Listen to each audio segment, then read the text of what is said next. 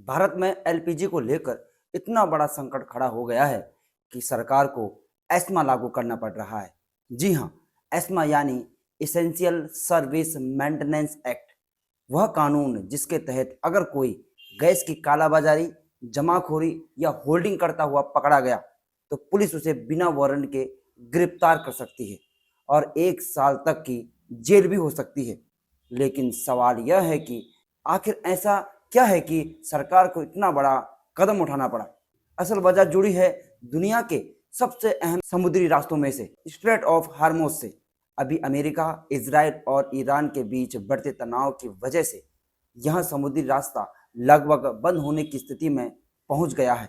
समस्या यह है कि भारत अपनी करीब 85% ऊर्जा सप्लाई इसी रूट से आने वाले देशों से लेता है।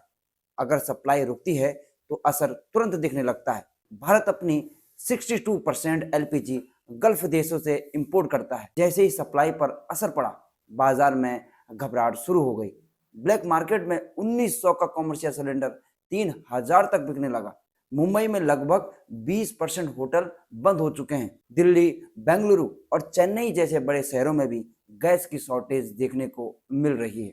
अब समझिए एस्मा क्या करता है। यह संसद द्वारा बनाया गया कानून है जिसके तहत अगर कोई जरूरी सेवा जैसे गैस, बिजली या ट्रांसपोर्ट बाधित होती है तो सरकार सख्त कदम उठा सकती है।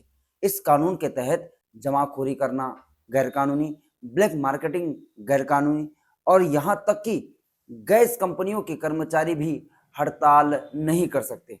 अगर कोई नियम तोड़ता है तो उसे बिना वारंट के गिरफ्तारी और 1 साल तक की सजा हो सकती है। अब सरकार ने क्या कदम उठाए हैं? सबसे पहले कहा है कि घरेलू एलपीजी को टॉप प्रायोरिटी दी जाएगी। कॉमर्शियल सिलेंडर की सप्लाई को काफी हद तक रोक दिया गया है।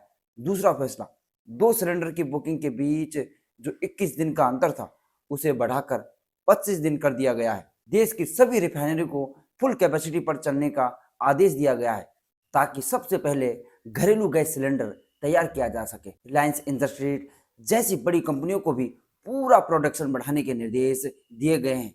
फिलहाल हालत यह है कि कई जगह गैस एजेंसियों पर लंबी लाइनें लग चुकी है।